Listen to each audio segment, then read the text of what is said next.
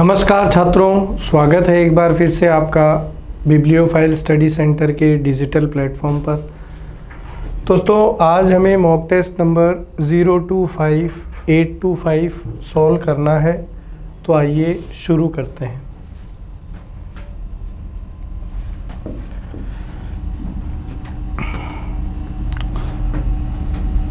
दोस्तों, first sentence है find out which part of the sentence has an error. वाक्य के कौन से भाग में एरर है, गलती है, उसको देखना है। कह रहा है the company has announced a bonus for all employee who achieve their sales targets, no error.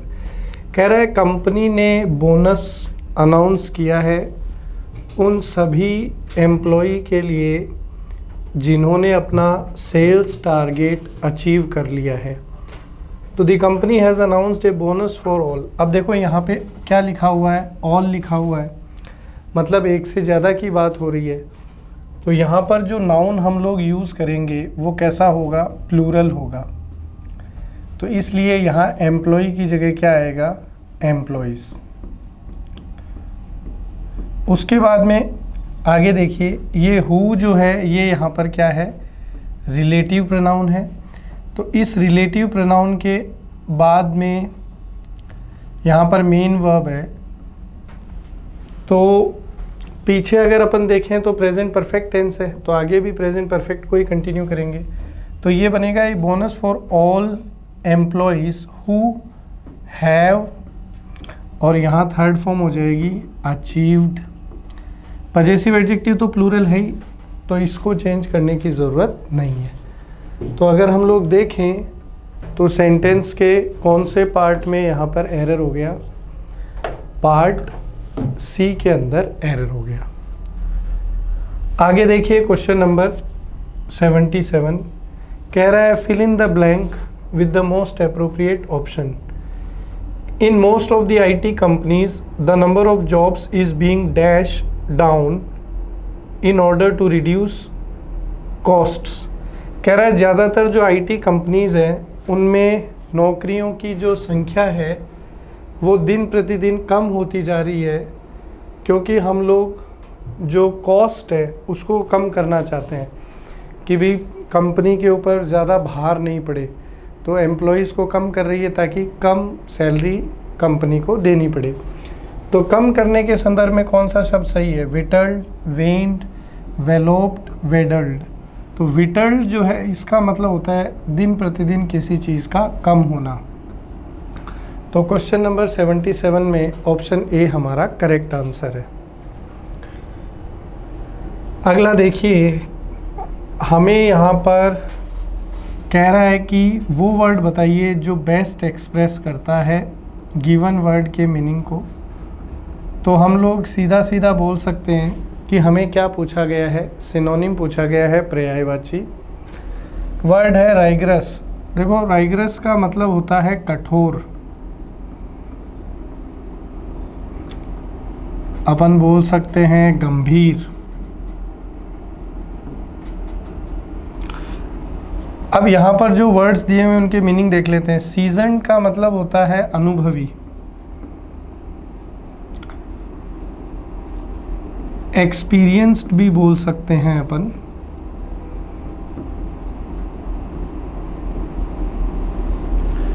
अगला वर्ड है ऑप्टिमिस्टिक। ऑप्टिमिस्टिक का मतलब होता है आशावादी, जो पॉजिटिव चीज़ों के बारे में सोचे। सीवियर का मतलब होता है जो चीज़ बहुत ज़्यादा सख्त है, कठोर है, गंभीर है। तो अगर सिनोनिम की बात करें तो रेगरस का सिनोनिम क्या हो जाएगा, सीवियर हो जाएगा। तो ऑप्शन सी अपना बिल्कुल करेक्ट है। क्वेश्चन नंबर 79 ये कह रहा है कि हमें दिए गए शब्द का बेस्ट मीनिंग बताइए। तो अगेन जो है हमें क्या बताना है, सिनोनिम बताना है, पर्यायवाची। दोस्तों वर्ड है सकम। सकम का मतलब होता है समर्पण करना। सकम का मतलब क्या होता है, समर्पण करना। अब यहाँ जो वर्ड दे रखे हैं इनकी मीनिंग देख लेते हैं। चेंज का मतलब क्या होता है दोस्तों? चेंज का मतलब होता है बदलना। अपरूट का मतलब होता है किसी चीज़ को जड़ से उखाड़ना, ठीक है। डिस्ट्रॉय का मतलब होता है किसी चीज़ का विनाश करना। और सरेंडर का मतलब होता है समर्पण करना। तो सकम का सिनोनिम क्या हो जाएगा? सरेंडर हो जाएगा। अगला क्वेश्चन देखिए, कह रहा है कि वो शब्द बताइए जो अपोजिट है। यहाँ ध्यान देना है, अपोजिट पूछा है, तो अपोजिट का मतलब क्या हो गया? हमें बताना है विलोम शब्द। तो जो वर्ड दे रखा है वो है हेगीमोनी। दोस्तों हेगीमोनी का मतलब होता है किसी पर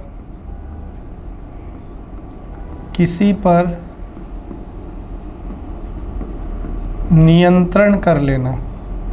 हेगीमोनी का मतलब क्या होता है? किसी पर नियंत्रण कर लेना, कंट्रोल कर लेना। तो यहाँ पर क्या इसका अपोजिट हो सकता है? लॉफुलनेस का मतलब होता है दोस्तों कानूनी नियम। कानूनी नियम को लॉफुलनेस बोल सकते हैं।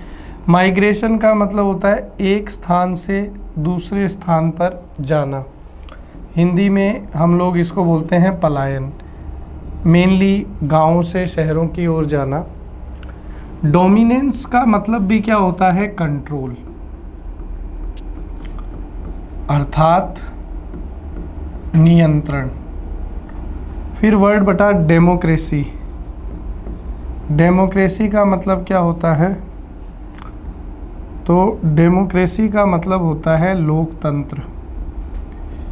तो यहाँ पे अपोजिट पूछा है, तो हेगीमोनी का मतलब होता है किसी पे नियंत्रण कर लेना, अधिकार जमा लेना। जबकि डेमोक्रेसी में क्या होता है? लोकतंत्र, जनता का शासन होता है। तो यहाँ पर एंटोनिम की अगर बात करें तो हेगीमोनी का एंटोनिम क्या हो जाएगा? डेमोक्रेसी। अगला क्वेश्चन देखिए। अगला क्वेश्चन जो है इसमें हमें अगेन अपोजिट बताना है, मतलब आप बोल सकते हैं कि विलोम शब्द बताना है। दोस्तों वर्ड है टर्पिट्यूड। टर्पिट्यूड का मतलब होता है डिसरेस्पेक्ट। डिसरेस्पेक्ट हिंदी में हम लोग इसका मीनिंग क्या ले सकते हैं? अपमान। अब यहाँ जो शब्द है विकेडनेस का मतलब होता है दोस्तों धूर्तता। क्या मतलब होता है? धूर्तता। वाइस का मतलब होता है उप, डेप्यूटी भी बोल सकते हैं। आपने सुना होगा वाइस कैप्टन, वाइस प्रिंसिपल, इस तरीके से। रॉन्ग डूइंग का मतलब होता है गलत कार्य। और ऑनर का मतलब क्या होता है? सम्मान। तो अगर अपमान का अपोजिट पूछे तो सम्मान हो जाएगा। तो यहाँ 81 में ऑप्शन बी हमारा बिल्कुल ठीक है। क्वेश्चन नंबर 82 देखिए, हमें यहाँ पे कुछ स्पेलिंग्स दे रखी है, तो हमें करेक्ट स्पेलिंग बतानी है। दोस्तों करेक्ट स्पेलिंग की अगर बात करें तो एक्यूमेनियल में स्पेलिंग होगी ECU। अब यहाँ ECU है, यहाँ EKU है, तो ये गलत हो गया। यहाँ डबल C है तो ये गलत हो गया। फिर मैनिकल की अगर बात करें तो एक्यूमेनिकल की स्पेलिंग है MENICAL। तो ये स्पेलिंग हमें कहाँ दी हुई है? Option B. तो 82 के लिए ऑप्शन बी जो है हमारा बिल्कुल करेक्ट आंसर है। आगे देखिए, अब यहाँ पे हमें अंडरलाइन पार्ट में एक मुहावरा दिया हुआ है, ईडियम, उसका मीनिंग बताना है। कह रहा है कि unable to bear the insult any further, कि वह और ज़्यादा अपमान को झेल नहीं पाया तो उसने क्या किया? I gave him a piece of mind. तो मैंने फिर उसे क्या कर दिया? डांट दिया। तो अब ये जो मुहावरा है पीस ऑफ माइंड, इसका मतलब होता है किसी को डांटना, फटकारना। पीस ऑफ माइंड का मतलब होता है किसी को डांटना, फटकारना। तो यहाँ पर आंसर क्या हो जाएगा? स्कॉल्डेड हो जाएगा। आगे चलते हैं 84। यहाँ पे कह रहा है the entire discussion revolved around the moot point. यहाँ पर अगेन अंडरलाइन पार्ट जो है वो एक ईडीएम है, इसका अपने को मीनिंग बताना है। तो मूट पॉइंट जो है दोस्तों, इसका मतलब होता है विवादास्पद मुद्दा। क्या मीनिंग होता है इसका? विवादास्पद मुद्दा। तो जब आप ऑप्शंस की तरफ जाएंगे तो एक कंट्रोवर्शियल इशू हमारा आंसर यहाँ पर हो जाएगा। आगे चलते हैं क्वेश्चन नंबर 85। क्वेश्चन नंबर 85 जो है दोस्तों, इसके अंदर हमें अंडरलाइन पार्ट चेक करना है कि अगर ये ग्रामेटिकली ठीक है तो इस स्थिति में हमारा आंसर हो जाएगा नो इम्प्रूवमेंट, अन्यथा हमें आंसर जो है वो चेंज करना पड़ेगा। कह रहा है दे succeeded without hardly making any effort, कि वे जो है सफल हुए बिना किसी प्रयास के, मतलब उन्होंने ना के बराबर प्रयास किया और सफल हो गए। दोस्तों हार्डली जो है ये एडवर्ब ऑफ फ्रीक्वेंसी है, इसकी पोजीशन जो है मेन वर्ब के बाद में होती है, तो ये हमें लिखना पड़ेगा दे succeeded hardly without any effort, और यहाँ पर मेकिंग की हमें रिक्वायरमेंट नहीं है, क्योंकि हार्डली का मतलब ये कि भी उन्होंने कुछ किया नहीं, तो वो मीनिंग इसमें इंक्लूडेड है। तो हमारा जो करेक्ट फ्रेज बनेगा वो बनेगा दे succeeded hardly without making any effort, कि उनको बिना किसी प्रयास के मतलब सफलता जो है मिल गई। आगे चलते हैं, अगला क्वेश्चन अपने को चेक करना है, ये है अंडरलाइन पार्ट। इस बार अंडरलाइन पार्ट दिया नहीं हुआ, हमें चेक करना है कि ये सही है क्या। अगर सही है तब तो नो इम्प्रूवमेंट, अदरवाइज ऑप्शन में से चूज करेंगे। कह रहा है Ramesh is as tall if not taller than Mahesh. कह रहा है कि रमेश अगर महेश से ज़्यादा लंबा नहीं है तो उतना ही लंबा है जितना कौन है? महेश। जब हम लोग एडजेक्टिव चैप्टर पढ़ते हैं तो वहाँ पे पढ़ते हैं कि एज और एज का हम लोग यूज़ करते हैं, एज का एक पेयर बनता है और एज के बीच में हम लोग पॉजिटिव डिग्री का उपयोग करते हैं। इसी प्रकार सो एज का हम लोग उपयोग करते हैं और सो एज के बीच में कौन सी डिग्री यूज़ करते हैं? Positive degree. तो रमेश इज़ एज टॉल और फिर यहाँ पे हमें किसका यूज़ करना पड़ेगा? एज का। तो सेंटेंस के अंदर अगर हम लोग देखें तो यहाँ पर गड़बड़ थी, एज टॉल एज का पेयर पूरा करना पड़ेगा, वो आपको पार्ट सी में दे रखा है। तो क्वेश्चन नंबर 86 का ऑप्शन सी बिल्कुल सही है। आगे चलते हैं, अब हमें एक सेंटेंस दिया है, उसको चेक करना है कि एक्टिव में है कि पैसिव में। अगर एक्टिव में है तो पैसिव में उसको चेंज कर देंगे और पैसिव है तो एक्टिव में। कह रहा था control room is notifying police that 3 prisoners have escaped. देखो इज़ नोटिफाइंग दे रखा है, मतलब ये कौन सा टेंस है? Present continuous. तो प्रेजेंट कॉन्टिन्यूअस दे रखा है तो यहाँ से ये चीज़ क्लियर हो गई कि ये एक्टिव वॉइस का वाक्य है। अब जब अपन प्रेजेंट कॉन्टिन्यूअस को पैसिव में चेंज करेंगे तो यहाँ पर हम लोग क्या देखेंगे कि जो हमारा पैसिव का स्ट्रक्चर होगा वो होगा इज एम आर के बाद में यहाँ बीइंग होगा और यहाँ मेन वर्ब जो है उसका थर्ड फॉर्म यूज़ किया जाएगा। अब ये जो बी ऑप्शन दे रखा है इसमें कहीं बीइंग आपको दिख रहा है क्या? तो ये नहीं आंसर हो सकता। सी में बीन दिख रहा है, ये परफेक्ट टेंस को जब एक्टिव से पैसिव में चेंज करते हैं तब यूज़ किया जाता है, तो ये भी नहीं आंसर हो सकता। डी जो है इसमें आपको बीइंग कहीं दे रखा है क्या? नहीं। ए में देखो यहाँ बीइंग है और मैंने क्या कहा था? इज एम आर के साथ आता है, तो ये जो आपका पुलिस है ये सब्जेक्ट बनेगा, ये एक्टिव में ऑब्जेक्ट है, तो ये पुलिस प्लूरल होता है, तो पुलिस के साथ आर फिर बीइंग फिर थर्ड फॉर्म, और by the control room that 3 prisoners have escaped. तो ऑप्शन ए जो है वो हमारा करेक्ट आंसर होगा। क्वेश्चन नंबर 88 पे ध्यान देते हैं। क्वेश्चन नंबर 88 जो है अगेन इसमें हमें देखना है कि सेंटेंस डायरेक्ट में है कि इनडायरेक्ट में, और उसके अकॉर्डिंग जो है इसके चेंज करके आंसर की तरफ पहुंचेंगे।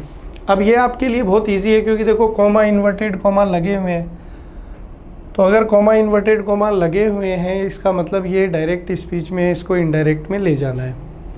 सैड जो है वो नो चेंज रहता है, तो देखिए सब जगह अब यहाँ सेज कर दिया तो सी और डी तो पहली नज़र में ही बाहर हो गए, क्योंकि जब भी डायरेक्ट से इनडायरेक्ट में जाते हैं तो सैड नो चेंज रहता है। अब John said that there, there आ गया। अब ये इज़ है, मतलब ये कौन सा टेंस है, तो आप कहेंगे कि सर ये क्या है, प्रेजेंट सिंपल है। तो प्रेजेंट सिंपल जो है वो किस में चेंज होगा, पास्ट सिंपल में चेंज होगा। तो इज़ जो है कि इसमें चेंज हो जाएगा वॉज में। अब देखो वॉज यहाँ पर है, यहाँ तो इज़ है, तो हमारा आंसर होगा option A, John said that there was a monkey outside the window. तो इतने इजी क्वेश्चंस एग्जाम में पूछे जाते हैं। तो 88 में ऑप्शन ए जो है हमारा करेक्ट है। अब 89 में देखो, अब यहाँ पर देखो पैसेज आ गया है, तो इसको सॉल्व करते हैं।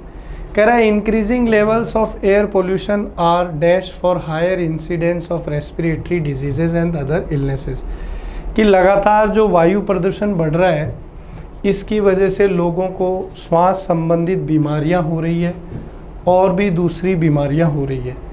Various studies carried out in the Delhi reflect the correlation between air pollution and it's dash impacts.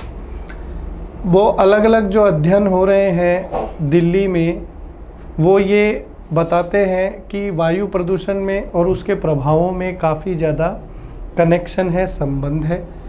To tackle the problem of air pollution a number of measures have been taken in the past such as switching to fuels, tightening vehicular emission limits, phasing out of old vehicles and maintenance of in-use vehicles, closing और relocating industries, plantation activities etc. ये कह रहा है कि इस वायु प्रदूषण को नियंत्रण में लेने के लिए बहुत सारे कदम भूतकाल में उठाए गए हैं। क्या क्या कदम उठाए गए हैं, जैसे कि फ्यूल पे स्विच, मतलब जैसे पेट्रोल और डीजल को कम करके सीएनजी का उपयोग करना शुरू किया गया। फिर उसके बाद में उन्होंने कहा कि भाई कितनी मात्रा में कार्बन डाइऑक्साइड कोई गाड़ी निकाल सकती है, उसके ऊपर प्रतिबंध हुआ। फिर phase out of old vehicle, पुराने जो वाहन हैं उनको बाहर कर दिया गया, और जो वाहन चल रहे हैं उनके मेंटेनेंस के ऊपर काफ़ी ज़्यादा ध्यान दिया गया। और जो इंडस्ट्रीज़ वगैरह हैं इनको रीलोकेट किया गया कि भी शहर के अंदर अगर कोई इंडस्ट्री है तो वहाँ से उसको शिफ्ट करके शहर के बाहर कर दिया गया ताकि ज़्यादा प्रदूषण से दिक्कतें ना हो। However, a lot more still needs to be done if the capital desires to dash clean air। कह रहा है कि हम बहुत सारे कदम उठा रहे हैं वायु प्रदूषण को कम करने के लिए, फिर भी अगर हमें पूर्ण रूप से वायु प्रदूषण को कम करना है तो हमें अभी और ज़्यादा कदम उठाने की ज़रूरत है। पहला कह रहा है increasing levels of air pollution are dash for higher incidence of respiratory diseases, कि लगातार जो वायु प्रदूषण बढ़ रहा है वो एक बहुत बड़ा फैक्टर है किसके अंदर, श्वसन संबंधित बीमारियां बढ़ने में। तो increasing levels of air pollution are, अब हमें इस एयर पोल्यूशन के लिए वर्ड चाहिए, तो एयर पोल्यूशन के लिए एडजेक्टिव चाहिए, तो यहाँ पर कौन सा अप्रोप्रिएट एडजेक्टिव होगा, responsible. Increasing levels of air pollution are responsible, जिम्मेदार है वायु प्रदूषण, उससे बीमारियां हो रही है और भी दिक्कतें हो रही हैं। फिर आगे कह रहा है कि वेरियस स्टडीज़, बहुत सारे जो अध्ययन हो रहे हैं, carried out in the Delhi reflect the correlation between air pollution and it's rough long health illness and it's dash effects. अब एयर पोल्यूशन के इफेक्ट की बात हो रही है, तो एयर पोल्यूशन का कैसा प्रभाव है, लॉन्ग इम्पैक्ट्स है, बहुत लंबे समय तक वो आपको प्रभावित करता है वायु प्रदूषण। आगे कह रहा है to tackle the problem of air pollution a number of measures have been taken in the past such as switching to guiltless righteous immaculate cleaner. किस तरीके के ईंधन के ऊपर हम लोग गए हैं, तो क्लीनर फ्यूल्स की तरफ गए हैं जो ज़्यादा सही है, जिनमें किसी प्रकार की कमी नहीं है। क्लीनर फ्यूल्स की तरफ गए हैं, tightening vehicular emission limits, phasing out of old vehicles and maintenance of in use vehicles, closing और relocating pollution industries, pollute industries, polluting industries, polluted industries, वो इंडस्ट्रीज़ को रिलोकेट करने की बात की है जो पोल्यूट कर रही हैं। तो यहाँ पर ये प्रेजेंट पार्टिसिपल एडजेक्टिव फॉर्म में आएगा। पोल्यूटिंग इंडस्ट्रीज़, वो इंडस्ट्रीज़ जो पोल्यूशन क्रिएट कर रही हैं उनको रिलोकेट किया गया है। प्लांटेशन एक्टिविटीज़ को बढ़ाया गया है। However lot more still needs to be done if the capital desires to dash clean air, capital desires to breathe clean air. Breathe clean air का मतलब क्या हो गया कि अगर दिल्ली जो है वो स्वच्छ वायु का श्वसन करना चाहती है तो और भी कदम उठाने पड़ेंगे। आगे कह रहा है fill in the blanks, question के अंदर हमें एप्रोप्रिएट प्रेपोजिशन लगाना है। कह रहा है the area is dash close circuit television surveillance, कि ये जो क्षेत्र है वो कैमरा या टीवी सर्विलेंस के अंतर्गत है। तो जब भी हम लोग किसी नियंत्रण की बात करते हैं क्षेत्र की, तो उसमें कौन सा प्रेपोजिशन लेंगे दोस्तों? इनटू जो है वो मूवमेंट के लिए आता है। अगर हम लोग एक माध्यम को छोड़कर दूसरे माध्यम में जाएं। ओवर जो है दोस्तों इसका अलग अलग उपयोग होता है। एक तो किसी चीज़ को ढकने के लिए, एक किसी चीज़ को पार करने के संदर्भ में भी हम लोग ओवर का उपयोग करते हैं। अबाउट का मतलब होता है दोस्तों के बारे में, किसी चीज़ के बारे में कोई जानकारी देनी हो उस संदर्भ में अबाउट आता है। और अंडर का मतलब होता है दोस्तों किसी कार्य क्षेत्र में या किसी पर अधिकार या नियंत्रण क्षेत्र में। तो ये कह रहा है टीवी सर्विलियंस के अंडर है, अधिकार क्षेत्र में है। तो यहाँ पर हमारा ऑप्शन डी जो है वो बिल्कुल करेक्ट होगा। अब हम लोग आगे बढ़ते हैं क्वेश्चन नंबर 95। अब ये वन वर्ड सब्स्टिट्यूशन का क्वेश्चन आ गया दोस्तों। ये कथन को एक शब्द में हम लोग क्या बोल सकते हैं दोस्तों? ये कह रहा है सॉन्ग संग एट अ बरियल। बरियल का मतलब होता है कि जब हम लोग किसी का दाह संस्कार कर रहे हों या किसी को दफना रहे हों, तो उस समय जो प्रार्थना की जाती है, जो गीत गाया जाता है, तो उसको डर्ज बोला जाता है दोस्तों। क्या बोला जाता है? डर्ज।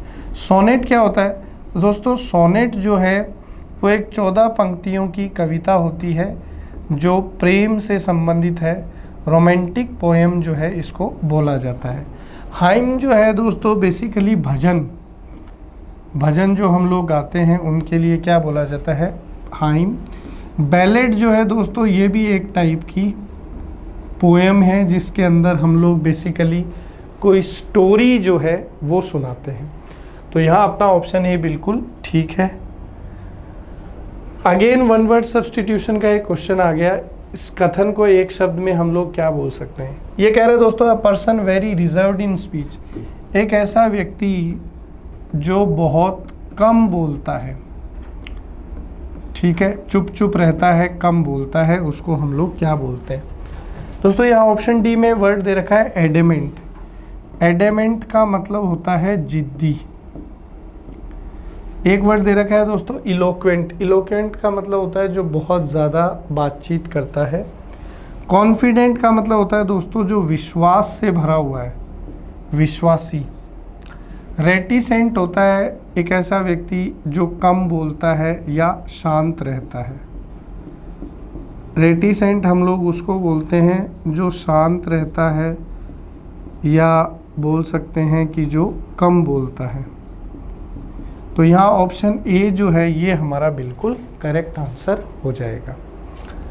क्वेश्चन नंबर 97 देखिए दोस्तों। एक सेंटेंस हमें दिया हुआ है और ये कह रहा है कि इसमें गलती बताइए। कह रहा है she forgot lock the door when she went out in a hurry. कह रहा है कि वह जो है दरवाज़ा बंद करना भूल गई थी और जब वह जल्दी में बाहर गई थी। तो शी फॉरगॉट।